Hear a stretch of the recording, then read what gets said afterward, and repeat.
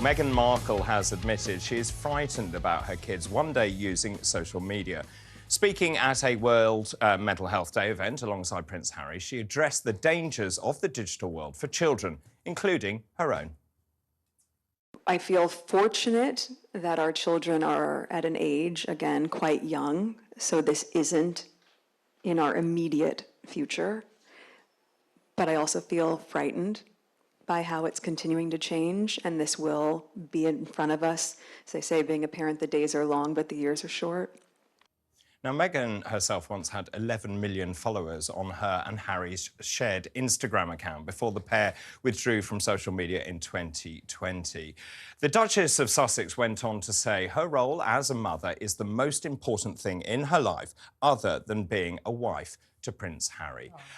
It's not often I agree with her, actually, but I do think, imagine those two children as they grow up will be incredibly famous. Everyone will watch what they do on social media. People can be really horrible on social media. And I talk to my nephews and nieces about this the whole time. You know, they have this aspiration to look like everyone else on social media, all the filtered people.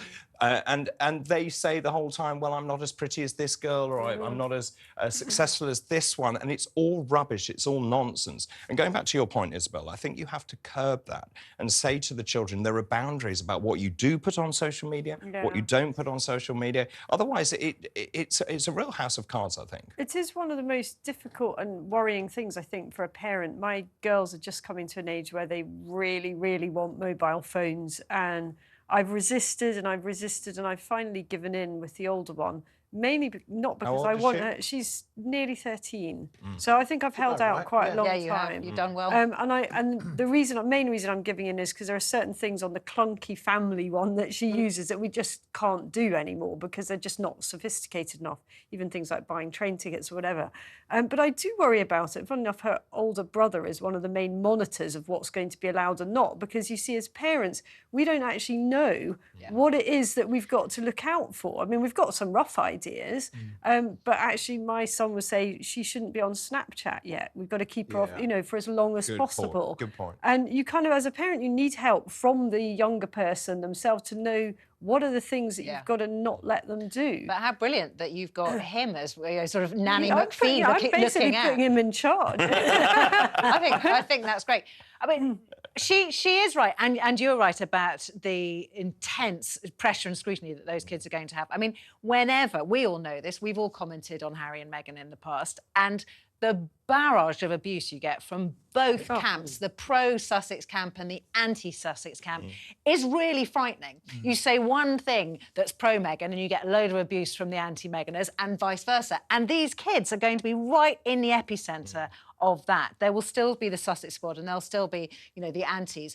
And they are going to get a huge amount of abuse when they're later. So the longer that they can be protected from that, the better. Unless Harry and Meghan anonymise them. I mean, other couples are perfectly able to do this. I mean, think about, for example, the Beckham's children. You know, Harper Beckham, I don't really know what she looks like. I don't think she's all over social media or, you know... Having said that, the other ones, Brooklyn and Romeo, have pretty much made a career out of they have. So it on social media. Yeah, but parents can very much guide whether or not that they encourage that at an earlier age, can't they? And it will be interesting to see in the future how much it changes as well, because that's the other thing. If you think about how far we've come in terms of social media. I mean, do you remember Friends Reunited, for example? Yeah, so much excitement. How innocent, how innocent that was. Wow. And actually, you look at it, not that long ago, and look how far we've come and how much things have changed. And also, you know, whether in the future, whether control will be easier, for example, whether you can put more filters on these things or whether you can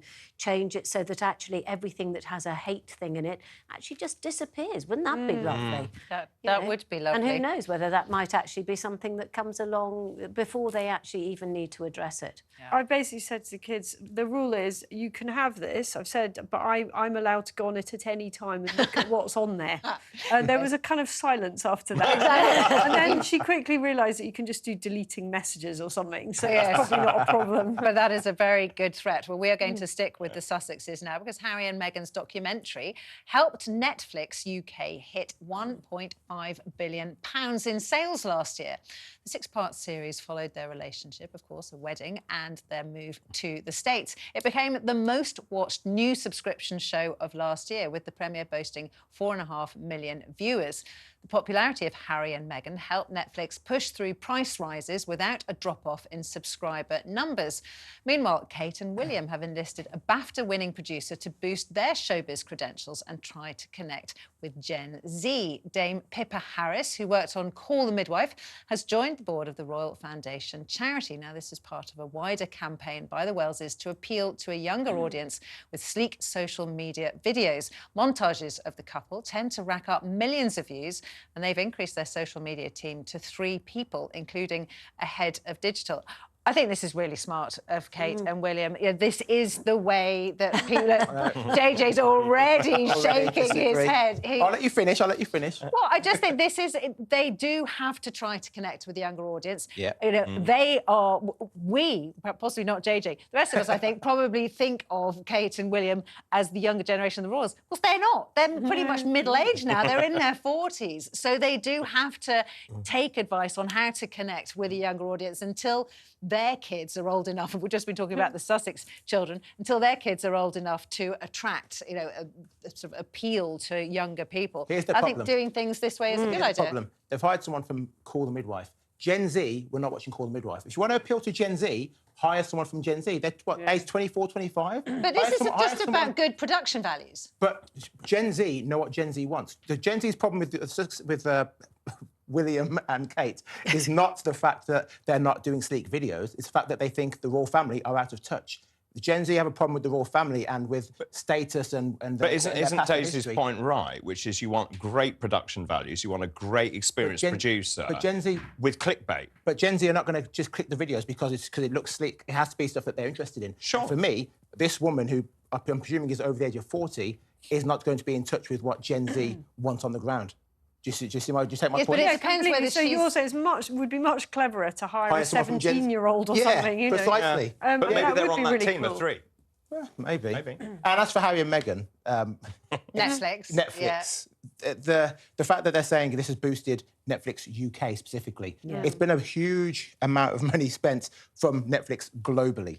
And this is the most expensive documentary Netflix have ever done. I'm going to get hatred now from the Sussex squad, obviously. But they're using these numbers to try and feel like, look, we're doing really well. And they did great. But actually, they haven't done in the grand scheme of things. No, and I think their total revenue, UK revenue, is £31 million or thereabouts. But also, what they don't sort of put into that equation is what's happening with terrestrial television. And is it the drop-off in that and the fact that people are now going to apps and subscribing is because they can watch what they want when they want. Yeah. And I don't know whether you can compare like with like. Yeah, sure, they got more subscribers. They've pushed up the price, but was it due to that documentary? I don't think so. But the documentary, without doubt... I know. This is the way he did that, wasn't it? Yeah. Did I do that? Yeah, I didn't mean to do that. It was pretty much a mic drop.